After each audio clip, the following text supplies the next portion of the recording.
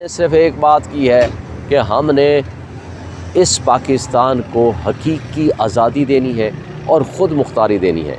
जो शख्स पाकिस्तान की आवाम और लोगों के दिलों में बसता है, क्या उसको मुकदमात से डरा लेंगे?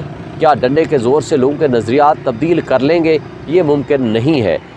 अच्छा सर, ईरान के शेख रशीद साहब ने एक बयान दिया था कि बाज़ लोगों ने 17 बार वज़ीर रहने वाले बंदे को टिकट के काबिल नहीं समझा, अपनी बात वो कर रहे थे, और मेरे मुकाबले में उस बंदे को टिकट दी है जो रात की फ़्लाइट से लंदन से सुबह पहुंचा था।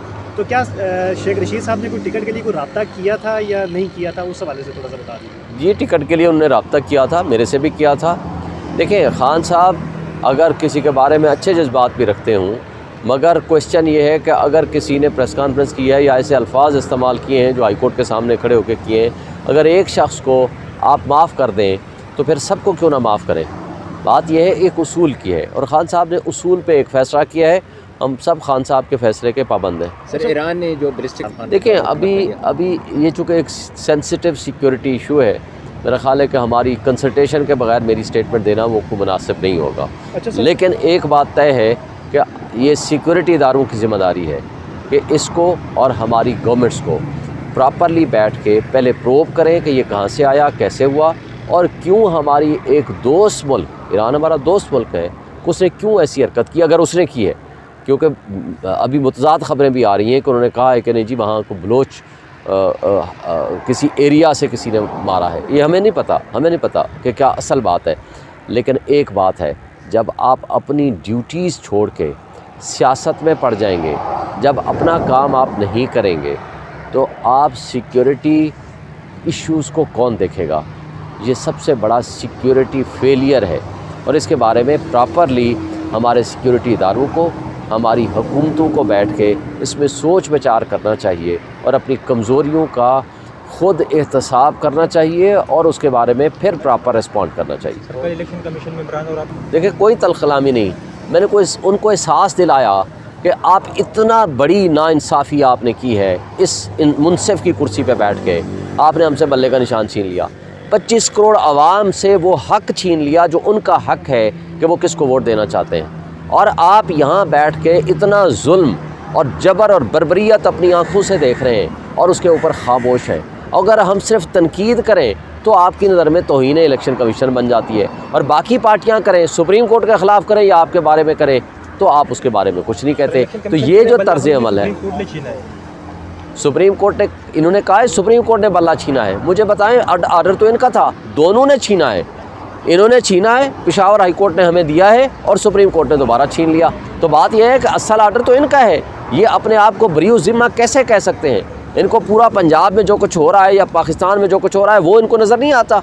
इनको सिर्फ ये नज़र आता है कि इमरान खान ने तौहीन इलेक्शन कमीशन कर दी, वो जेल में बैठे हुए हैं, यहाँ सारा दिन आर्डर लिखवा रहे, ना कल मुझे नोटिस, ना मुझे कोई मैसेज, ना कोई टेलीफोन, किसी किस्म का मुझे नहीं पता। इमरान खान जेल में है, पीछे से प्रोसीडिंग्स हो रही हैं। ये है इनका इंसाफ। और अगर हम बात करें तो हम तौहीन करते हैं, और अगर तनकीद ना करें तो जो कुछ वो जुल्म करें, जो इंसाफ के नाम पे नाइंसाफ़ी करें, मुनसिफ बन के गलत करें, तो उनको कोई पूछने वाला नहीं। ये झूठ बोलते हैं, ये बेईमान लोग हैं। इन्होंने अपने फ्रॉड को छुपाने के लिए, आप चूँकि इनके ख़िलाफ़ इतनी नफ़रत हो रही है अवाम और पब्लिक कर रही है, तो अब ये मलबा डालना चाहते हैं सुप्रीम कोर्ट पे और इलेक्शन कमीशन पे। बल्कि ये सब कुछ लंदन प्लान का हिस्सा है। ये सारे उनके साथ आप उठा लेना इनकी सारी स्टेटमेंट कि नहीं जी, इनको बैन होना चाहिए, इस पार्टी को बल्ले का निशान नहीं होना चाहिए। इनके ही तो मुतालबात हैं, और यही तो मिली भगत है। किसको वाकओवर मिल रहा है? इन्हीं को ही वाकओवर मिल रहा है। ये सारा फ्रॉड कर रहे हैं। अब चूँकि इनके खिलाफ इतनी नफरत हो गई है, उस नफरत को कम करने के लिए ये स्टेटमेंट दी है। अच्छा सर, एक तरफ इलेक्शन कमीशन ने फहरिस्तें फाइनल कर दी हैं, और सुप्रीम कोर्ट ने भी ये कहा है कि पत्थर पर लकीर समझा जाए 8 फरवरी के इंतखाबात को। दूसरी तरफ हम देखते हैं कि सेनेट के अंदर यके बाद दिगरे करारदादें मंजूर हो रही हैं कि इलेक्शन को डिले किया जाए। इसकी क्या वजह समझते हैं कि पीटीआई का इंतखाबी निशान भी नहीं रहा, सारे आज़ाद हैसियत से मैदान में हैं, उसके बावजूद करारदादें पेश की जा रही हैं कि ये इलेक्शन, असल में इनके प्लान ए और प्लान बी हैं। वो सिक्योर करना चाहते हैं कि किसी सूरत पीटीआई अगर जीतने वाली होगी तो फिर इलेक्शन डिले कर देंगे, पोस्टपोन कर देंगे। वो प्लान बी भी तैयार रखना चाहते हैं, दूसरी तरफ प्लान ए भी तैयार है। यानी आपने कहा कि यहाँ सारे इंतखाबी हल्के गलत बनाए, डिलिमिटेशन, सुप्रीम कोर्ट ने कहा ये गलत तो है, लेकिन चूँकि इलेक्शन डिले हो जाएगा इसलिए आप इस गलती को छोड़ दो अभी फॉर द टाइम बीइंग, बाद में देखेंगे। यानी हर गलती काबिल माफ़ी है। अच्छा, हमने कहा भाई RO ये गलत है, उन्होंने कहा नहीं इसको छोड़ दो, इलेक्शन डिले हो जाएगा।